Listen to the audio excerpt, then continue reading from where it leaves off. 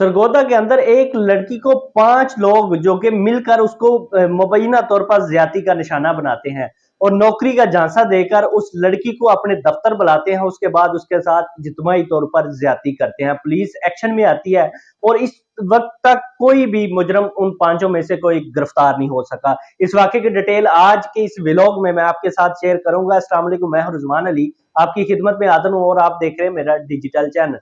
सरगोदा की तहसील है शाहपुर, वहां पे ये एक अफसोसनाक वाकया पेश आया है कि एक गरीब घर की लड़की को नौकरी का झांसा देकर दफ्तर में बुलाते हैं। उसके बाद 5 लोग इज्तिमाई ज्यादती का निशाना बनाते हैं।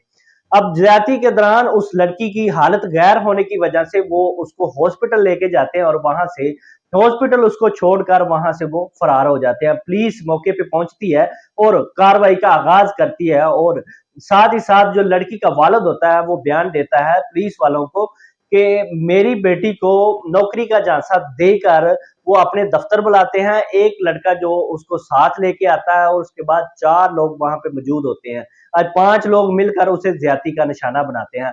हमारे माशरे के अंदर आए रोज हम इस तरह की कहानियों किस्से सुनते रहते हैं जो कि हकीकत में हमें नजर भी आते हैं कि कभी किसी के साथ ज्यादती, कभी छोटे बच्चे के साथ ज्यादती और कभी किसी औरत के साथ ज्यादती को उसे ज्यादती का निशाना बनाया जाता है।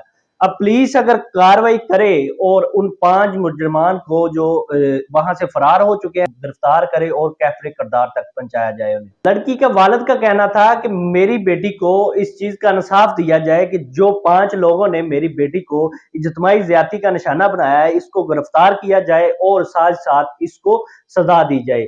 हमारे माशरे के अंदर आए रोज हम इस तरह की कहानियां और इस तरह के वाकयात सुनते हैं जो कि हकीकत में ऐसे होते हैं। और गरीब घर की लड़कियां जो होती हैं मेहनत मजदूरी करने के लिए घर से निकलती हैं। अब ये भी लड़की गरीब थी, इसका वालिद गरीब दिहाड़ीदार था, उसको भी इन्होंने दरिंदों ने नहीं छोड़ा, उसको बाहर का झांसा दिया कि आपको हम बाहर भेजेंगे, नौकरी के लिए दफ्तर बुलाते हैं, उसके बाद उसको ज्यादती का निशाना बनाते हैं। और गरीब घर की लड़कियों को भी ये सोचना चाहिए कि वो सोच समझ कर किसी पे इत्मीनान करें।